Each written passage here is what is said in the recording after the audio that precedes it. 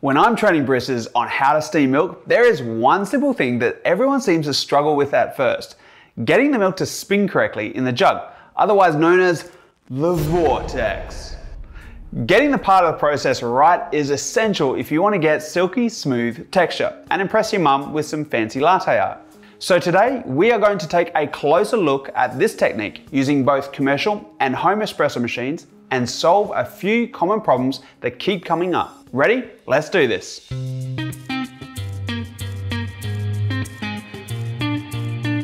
In a previous video, we already covered the basic milk steaming process. So today, we're not going to go through every part of the process again. Instead, we are going to focus in on just the spin. Here's the way I do it. I hope it helps. For this example, I filled a 600 ml of jug with around 250 ml of ordinary full-fat cow's milk, which comes up to just below the base of the spout. The first thing to notice is that I'm using only the spout of the jug and lightly resting it against the steam wand for a bit of extra angle. Next, note the angle of the steam wand.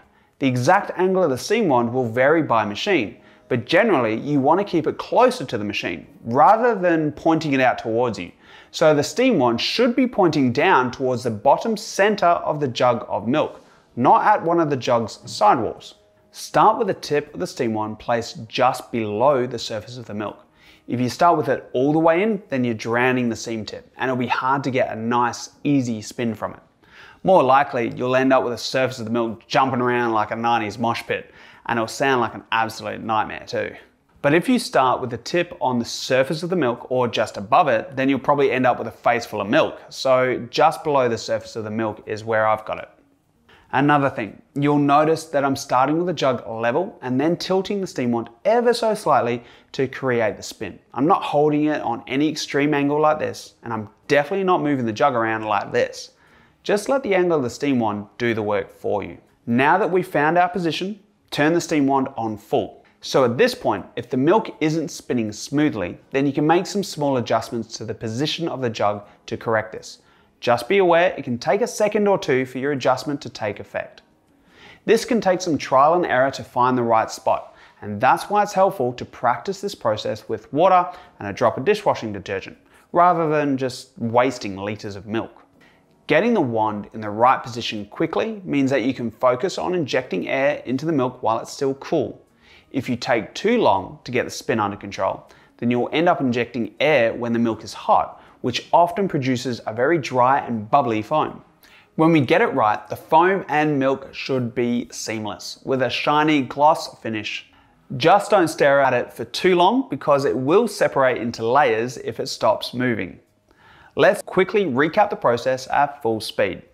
Position the wand, turn the steam on full and adjust the jug if you need to.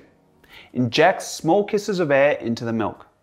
Then let it spin all the way up to temperature, and when it's too hot to touch, shut it off. Okay, now I know a lot of you are thinking, so that's all good for a commercial machine, but what if I'm not using a $20,000 La Marzocco machine? Great question. Let's try it again on this $400 Breville Bambino. Of course, a little machine like this has far less steam pressure than a commercial machine, so the whole process is going to feel like it's happening in slow motion. Not only that, but the lower pressure really means that you're only going to be able to create a good spin with smaller quantities of milk. I find that the maximum capacity to get good results is around 200 mils of milk.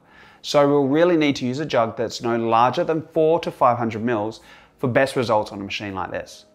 That just might mean rather than steaming milk for 2 coffees at the same time, you could steam them separately using a smaller jug, but chances are you'll get a better end result. A good tip for any milk steam wand is to purge the condensation out of the wand before you start steaming.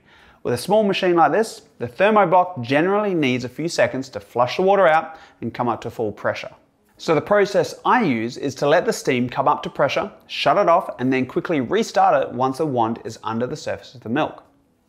Once we get going, the process is pretty much exactly the same as for the larger machine. Position the wand, adjust the position slightly until the milk starts to spin evenly, and then the tilt might just be a bit more just to get everything moving. And the benefit with a smaller machine is that you have longer to find that perfect position before the milk heats up too much too fast. Okay, so let's say you've done all of this and your milk still looks like a hot mess. Here's some troubleshooting tips that might help. Make sure the steam wand is running at full capacity. Over time, milk will harden around the holes on the end of the steam tip. This can significantly affect the output of steam, so you need to remove the tip and clean it out. Some people use acidic cleaners to break this down, but you can generally get the job done with a sharp object. If your machine doesn't come with a steam tip cleaner, then sometimes all you need is a paper clip, or you can get it done like a pro with this set of tip cleaners. The next is milk variety. You can get a silky texture with most varieties of cow's milk, or with milk alternatives like almond, soy, or oat. But there are some varieties that make the whole process a little easier. For cow's milk, choose a good quality, fresh whole milk, around 4% milk fat. The ability to get a silky texture is affected by the proteins and enzymes in the milk itself, which can vary throughout the year. So if you're really struggling with a particular type of milk, sometimes it can help to try milk from a different dairy. Just don't go blaming the cows for your bad steaming technique. Of course, milk alternatives don't have the same problem with seasonal variation, but the ingredients and the brand can make a huge difference. These days, many brands have barista varieties of these milk alternatives, which have been designed for steaming. In our experience, the most reliable variety for getting a silky texture is oat milk. Most brands we tested steamed really well and resisted curdling and separation better than soy or almond milk. That being said, there are some good options in each of these categories if you don't like oat milk. You just need to find the right one. Finally, there's a reason that every barista on YouTube makes it look so easy. Practice. When you work in a cafe, we will make hundreds of coffees every day, so techniques like these become second nature. If you don't have hundreds of family and friends to practice on, then the best tip I can give you is to keep repeating the steaming process using water and a drop of detergent until these techniques become natural. And then once you're done, you'll have a sink of hot, soapy water ready to wash up. Okay, so now you've got your silky milk texture down pat, and you are ready to blow some minds with your latte art skills. A great place to start is with the tulip pattern, which I'll show you how to make right here. It looks impressive, and the technique is surprisingly very simple. Until next time, stay stoked.